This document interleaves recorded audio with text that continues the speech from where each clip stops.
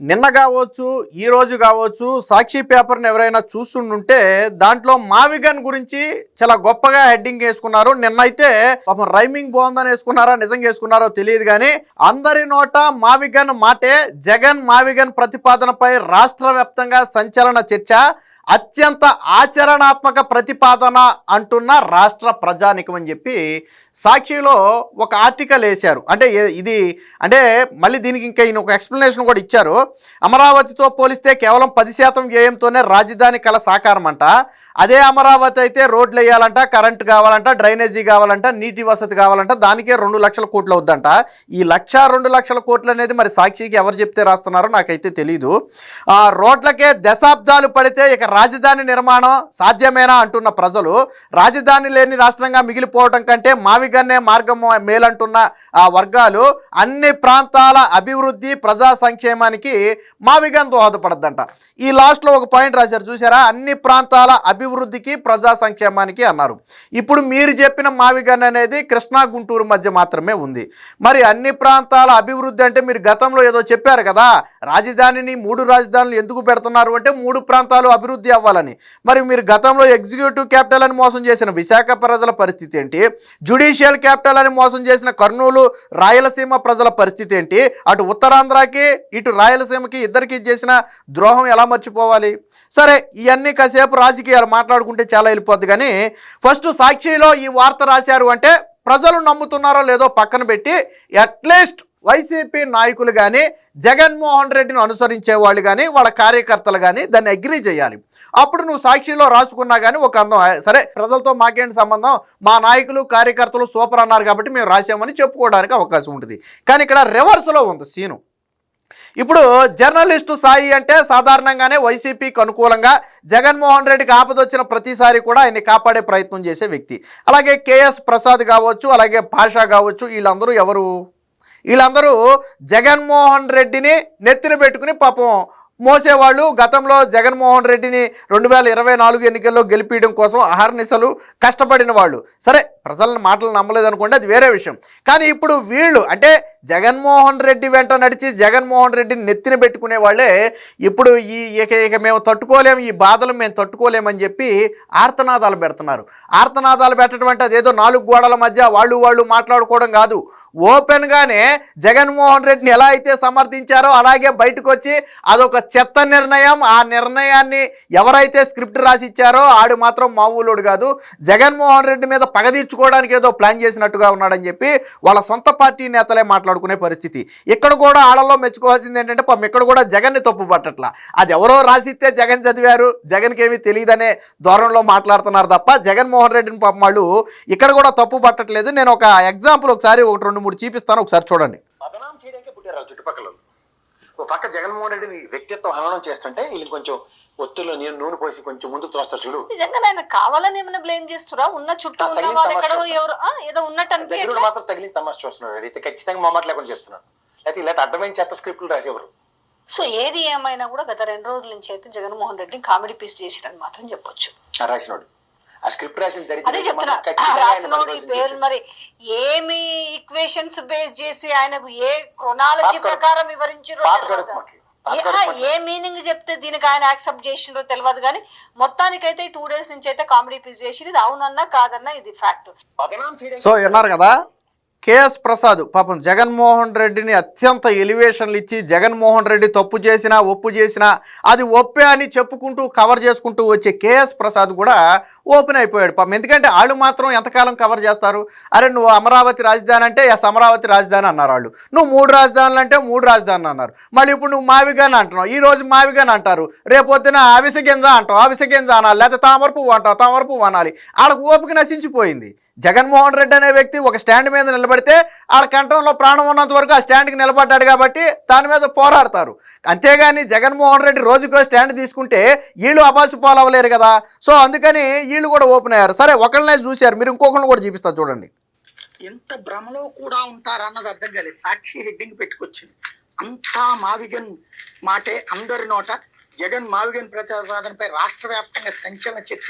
అత్యంత ఆచరణాత్మక ప్రతిపాదన అంటున్న రాష్ట్ర ప్రజానీకం. అమరావతితో పోలిస్తే కేవలం 10% వ్యయంతో మావిగన్ ద్వారా రాజధాని కల తక్షణమే సాకారం. ఇదే నిజమైన ప్రజా రాజధాని అంటున్న ప్రజలు, ఎటు చూసినా ఇదే చర్చ, ఆచరణ సాధ్యమైన ఈ ఆలోచనే మేలుంటున్న మేధావులు, ఆర్థికవేత్తలు, సోషల్ మీడియా, రాజకీయ వ్యాపార వర్గాలు విస్తృత చర్చ. ఎవరన్నా దాని గురించి పాజిటివ్గా చర్చించుకుంటున్నారా? అసలు ఈ టైంలో ఇప్పుడు జగన్ 5 సంవత్సరాలు ఉన్నాడు. నిజంగా ఇదే అయితే కనుక అప్పుడే చేసి ఉండాలి కదా. అప్పుడేం 3 రాజధానులని ఏ రాజధాని సెట్ కాకుండా చేయటం, ఇప్పుడేమో ఆల్రెడీ సెట్ అవుతున్నటువంటి రాజధాని మీదన ఇది ఈ ముక్క అప్పుడే చేయొచ్చు, లేదా పోనీ ఇంతకు ముందునే చెప్పచ్చు, లేదా ఈవెన్ నిన్న లోక్సభ రాజ్యసభలో ఈ చర్చ చెప్పారా, ఈ ప్రతిపాదన తెచ్చారా? లోక్సభ రాజ్యసభలో అది కూడా మావిగన్ అనే పేరు ఎందుకు? ఏదో కేరళ తమిళనాడు వాళ్ళ పేర్ల టైప్లో ఇక్కడ మనకు కావాల్సినటువంటి పేరు, లేదా విజయవాడ, గుంటూరు, మచిలీపట్నం కావాలన్నటువంటి బాధ్యతాయుతమైనటువంటి ప్రతిపాదన ఏమన్నా అక్కడ చర్చించారంటే లేదు.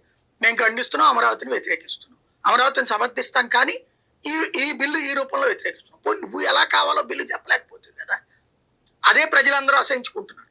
స్పష్టత లేనటువంటి కేవలం అమరావతి వ్యతిరేకం. విన్నారు కదా, ప్రజలు అసహించుకుంటున్నారు అని చివరిలో జర్నలిస్టు సాయే చెప్పాడు. ఇవన్నీ మనం మాట్లాడినవి కాదు, లేకపోతే ఎవరో కూటమి సానుభూతి పరులు మాట్లాడినవి కాదు.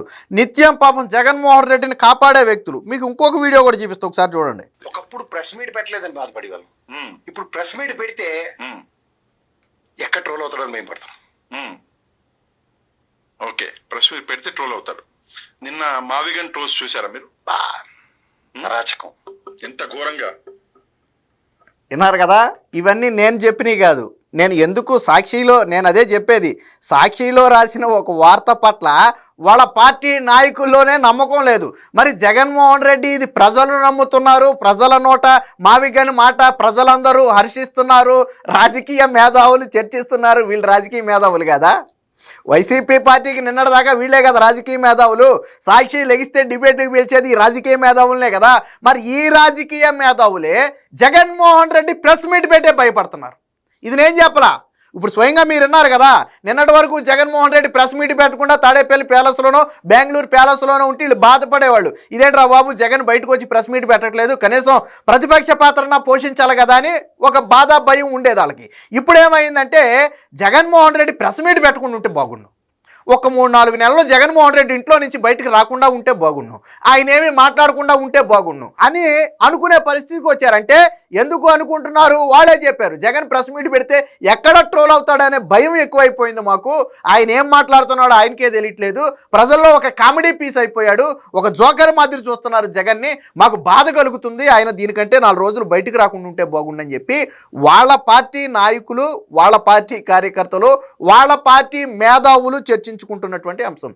నేను ముగ్గురిని మీకు చూపించా, నేను ఇంకోటి కూడా చూపిస్తా. నిన్న ఎవరో ఆఫ్ నాలెడ్జ్ వెంకటరెడ్డి ఎందుకు పేర్లను షార్ట్ కట్లో పిలిచినప్పుడు మావిగన్ అని ఎందుకు పిలవకూడదు, చంద్రబాబు నాయుడిని సిబిఎన్ అనటం లేదా, లేకపోతే పవన్ కళ్యాణ్ని పీకే అనటం లేదా, ఎందుకు నరేంద్ర మోదీని నమో అనటం లేదా, అలాగే దీన్ని కూడా అంటారు అని చెప్పి ఒక మాట మాట్లాడాడు. దానికి కూడా ఒక చిన్న కౌంటర్ ఉంది, ఒకసారి చూద్దాం. మచిలీపట్నం, విజయవాడ, గుంటూరు ఎందుకు, కంకిపాడు ఎందుకద్దు, మావిగన్ కమ్ ఎందుకద్దు, జగ్గేపేట ఎందుకద్దు, మావిగన్ కమ్ జగ్గా ఎందుకు తెనాలద్దు, మావిగన్ కమ్ జగ్గా తెనా మంగళగిరి ఎందుకద్దు, మీరు ఇంకా పామర్రు అన్ని కలపచ్చు, ఎందుకున్నది చిలుకలపేట ఎందుకు కలపకూడదు, అలాంటప్పుడు ఆంధ్రప్రదేశ్ రాజధాని అంటే పని అయిపోతుంది కదా. కదా నిన్న వెంకటరెడ్డి మాట్లాడాడు, ఎందుకు చంద్రబాబు నాయుడు పేరుని షార్ట్ కట్లో పిలవట్లేదా, నరేంద్ర మోదీని షార్ట్ కట్లో పిలవట్లేదా, అలాగే ఓళ్లను షార్ట్ కట్లో పిలిస్తే తప్పేంటని చెప్పి మాట్లాడాడు.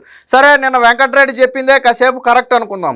మరి జగన్మోహన్ రెడ్డి గతంలో అమరావతి, వైజాగ్, కర్నూలు రాజధాని అన్నప్పుడు అమరావతిలో ఏఎం తీసుకుని, వైజాగ్లో విఐ తీసుకుని, కర్నూలులో కేఈ తీసుకోవచ్చు కదా, అంవీకు అని పెట్టవచ్చు కదా.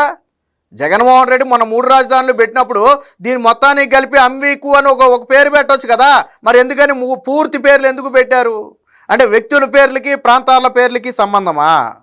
మరి ఇలా హాఫ్ నాలెడ్జ్ అనే బిరుదు ఉత్తినే రాలా, ఇలాంటి నాలెడ్జ్తో మాట్లాడుతున్నావు కాబట్టి, ఇలాంటి హాఫ్ నాలెడ్జ్తో మాట్లాడుతున్నావు కాబట్టి నీకు హాఫ్ నాలెడ్జ్ అని బిరుదులు ఇచ్చారు. సో మొత్తంగా వైసీపీ ఏదైతే దీన్ని పాపం ప్రజల్లోకి బలంగా రుద్దాలి, జగన్మోహన్ రెడ్డి చేసిన ప్రతిపాదనే కరెక్టు అని ప్రజలు మాట్లాడుకోవాలనే ప్రయత్నం చేశారో అది ముందు సొంత పార్టీలోనే ఒప్పించలేకపోయారు. దీనికి తగ్గట్టు నిన్న సజ్జల రామకృష్ణారెడ్డి ఒక టెలికాన్ఫరెన్స్ పెట్టారు జగన్మోహన్ రెడ్డి ఆదేశాల ప్రకారం. ఆల్రెడీ మార్నింగ్ దీని మీద ఒక వీడియో కూడా చేశాం మనం. టెలికాన్ఫరెన్స్ పెట్టి కృష్ణా గుంటూరుకు చెందినటువంటి కీలక నేతలతో పాటు సమన్వయకర్తల్ని కాల్లో తీసుకుంటే సజ్జల రామకృష్ణారెడ్డి చెప్పిందంతా ఇని చివరికి వాళ్ళకు కూడా చిర్రెత్తుకొచ్చి సజ్జల రామకృష్ణారెడ్డిని ఎదురు ప్రశ్నించారంట. ఇదేనా రాజధాని, మావిగంతో అయినా ఆగుతామా, ఇంకొక 4 రాజధానులు వస్తాయా, మాకు క్లారిటీ ఇస్తే దాన్ని బట్టి మేము ప్రిపేర్ అవుతామని చెప్పి సజ్జల రామకృష్ణారెడ్డికి ఎదురు ఒక డైలాగ్ కొట్టారంట. ఎందుకంటే మీరు అమరావతి అంటే మేము అమరావతి అన్నాం ప్రజల దగ్గరికి వెళ్ళి, మీరు 3 రాజధానులు అంటే మేము 3 రాజధానులు అన్నాం ప్రజల దగ్గరికి వెళ్ళి, ఇప్పుడు మీరు మావిగన్ అంటే రేపొద్దున ప్రజల దగ్గరికి వెళ్ళి మావిగన్ అంటాం, తర్వాత మీరు ఇంకో గన్ను ఆ గన్ను ఈ గన్ను తీసుకొచ్చారంటే ప్రజలు పేడతో కొడతారు మొహం మీద. కాబట్టి ఇక్కడతో ఆగిపోతామా, ఈ మావిగంతో అయినా మనం ఆగుతామా, లేదా ఇంకో 4 రాజధానులు వస్తాయో చెబితే దాన్ని బట్టి మేము ప్రజల్లో ఏం మాట్లాడాలో ప్లాన్ చేసుకుంటామని చెప్పి సజ్జల రామకృష్ణారెడ్డికి రివర్స్ కౌంటర్ ఇస్తే పాపం ఆయన ఏం చేయాలో తెలియక టెలికాన్ఫరెన్స్ను కూడా అర్ధాంతరంగా ముగించి టాపిక్ మొత్తాన్ని డైవర్ట్ చేసి వెళ్ళిపోయాడు. అంటే సొంత పార్టీ నేతలు కూడా హర్షించటం లేదు, ముఖ్యంగా కృష్ణా గుంటూరు నేతలు ఆల్రెడీ చావు దెబ్బతిని ఉన్నారు. జగన్మోహన్ రెడ్డి 3 రాజధానులు అనబట్టే ఈ రోజు మేము సత్యాం ఎక్కడని చెప్పి వాళ్ళకు ఒక బాధ ఉంది. ఇప్పటికైనా జగన్మోహన్ రెడ్డి అమరావతి అంటాడేమో, అంటేనన్నా మాకు కొద్దిగా ఊరట లభిస్తుంది, మేము కూడా అమరావతి స్టాండ్ మీదే ఉన్నామని చెప్పి ప్రజల దగ్గరికి వెళ్ళొచ్చని ఆడు భావిస్తుంటే నువ్వు అమరావతి అంటాం మానేసి మళ్ళీ మావి గన్ను ఆ గన్ను ఈ గన్ను అంటే పాపం వాళ్ళకు కూడా చిర్రెత్తుకొచ్చింది. సో మొత్తంగా వైసీపీ చేస్తున్నటువంటి విశ్వ ప్రయత్నాలన్నీ కూడా ఒకదాని తర్వాత ఒకటి ఫెయిల్ అవుతున్నాయి తప్ప ఎక్కడా సక్సెస్ అవ్వలేదు. జగన్మోహన్ రెడ్డి ఆకతాయికంగా ఏదో కాసేపు ఆ రోజు పార్లమెంటులో బిల్లు పాస్ని డైవర్ట్ చేయడం కోసం చెప్పినటువంటి మాటలను వైసీపీ పార్టీ సీరియస్గా తీసుకుని దాన్ని ప్రజల్లోకి తీసుకెళ్లే ప్రయత్నం చేసింది.